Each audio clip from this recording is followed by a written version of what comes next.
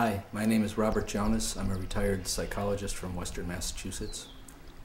Recently in March of this year, 2008, I visited Florida in the Boca Raton area with my son, Sam, my 18-year-old son, and some of his friends. Sam and his friends had lessons at the Chris Everett Tennis Camp for a week, and on 3 of the days that we were there, March 13, 14, and 15, I visited the Loxahatchee Wildlife Refuge. I really look forward to being there after I read the description on the internet. And indeed, I wasn't disappointed. The place is just blossoming with all forms of wildlife, places to walk, places to sit. And I met many tourists there from all parts of the United States. So it's a real gem. Unfortunately, I was shocked many times on all 3 days by stun planes that were circling and then diving directly over the refuge. I really couldn't believe it. I was astonished that this is allowed. I asked some of the authorities there, how is it that this can happen? And I was told that there's a 2,000-foot limit for planes over our national refuges, including the Loxahatchee.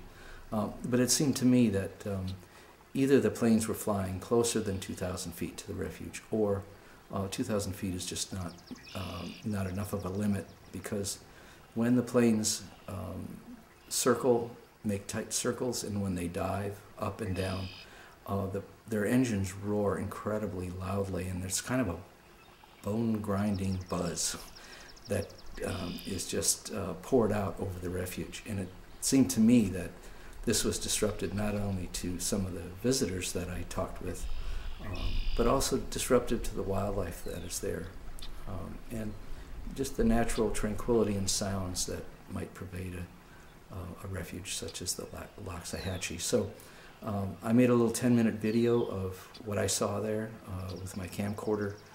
I didn't mess with the audio. What you hear is pretty much the way it happened, and you can hear the contrast between the natural sounds and the diving stunt plane. And I really urge you and all authorities who have some role in protecting the Loxahatchee and other national refuges to consider more tightly, more stringently enforcing that 2,000-foot limit and or increasing that limit to 3,000, 4,000, 5,000 feet, whatever it would take, so that the noise pollution is not continually pouring out over the refuge. Thank you very much for watching. The area of Florida near Boynton Beach and Boca Raton has undergone a phenomenal explosion of development since the middle of the 20th century. The communities along U.S. Highway 441 have plenty of water, and they have worked artfully with it to create lovely, safe settings for their expanding population. These beautiful houses and manicured lawns and canals were carved out of a watery wilderness that once seemed limitless. But our precious wild places are not limitless, and more species are being pushed into smaller and smaller areas, like the nearby Loxahatchee Wildlife Refuge.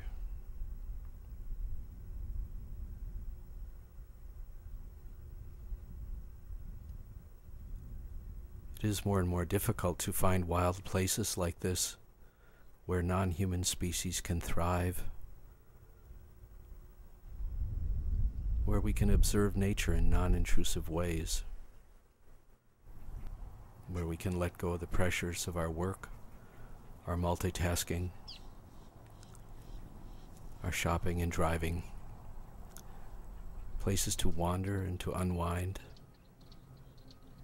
places where we can simply gaze and allow ourselves to observe and to reflect on the rich and beautiful bounty of nature. Places where we can make ourselves available for surprise and wonder and awe.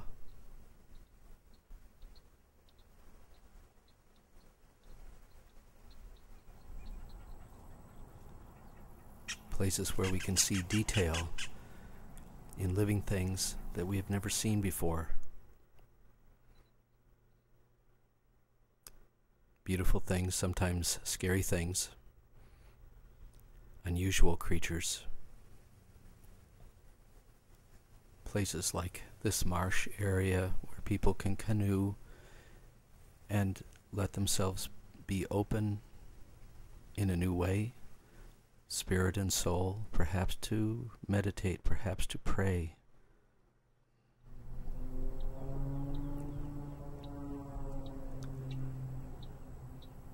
But as I wandered through the Loxahatchee Refuge on these 3 days, March 13, 14, and 15, 2008, as I was gazing,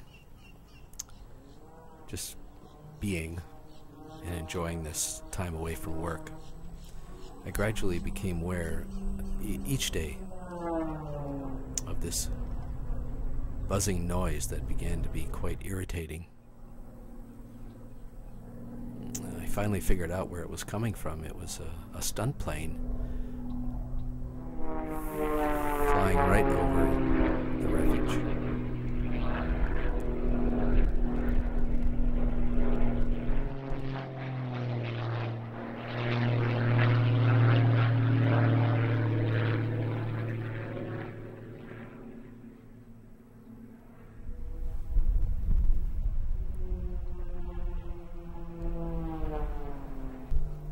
Wondered whether the animals there are aware of all these noises from the stunt planes, and it seemed to me as if I was seeing them react sometimes, as if they were moving more erratically with the buzzing sound of the roaring plane, or making more frantic types of calls.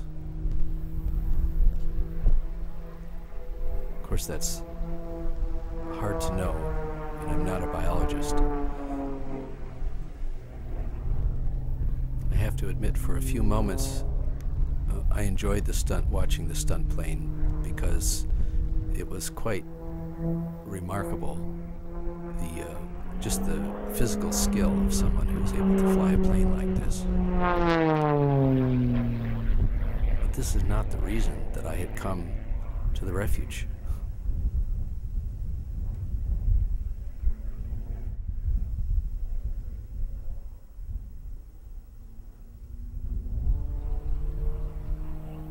Sometimes I wondered if the animals were looking up just as I was looking up.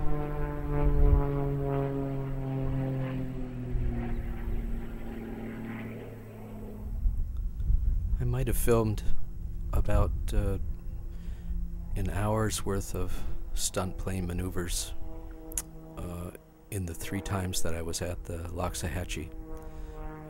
Once at noon and once toward the end of the day, and each time these maneuvers went on, I didn't record the time exactly, but I think it was about a half hour each time they came out into the sky.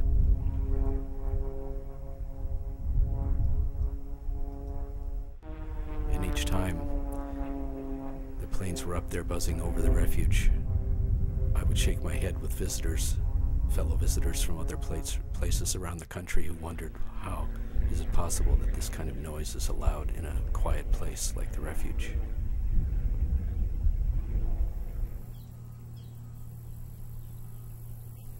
Fortunately, there were times that the stunt plane went away.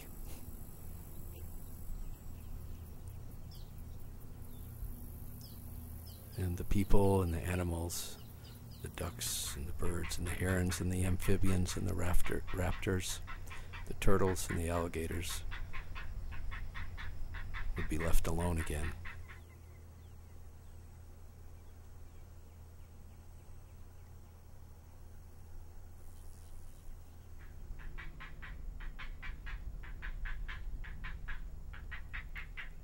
When we are quiet in nature, away from all the responsibilities and the noises of civilization, sometimes we see things in new ways. See things that we haven't seen before. Perhaps we are inspired. We get a larger view of what it means to be a human being. So I hope that you will do all that you can to protect the quietness of this special place, the Loxahatchee Wildlife Refuge.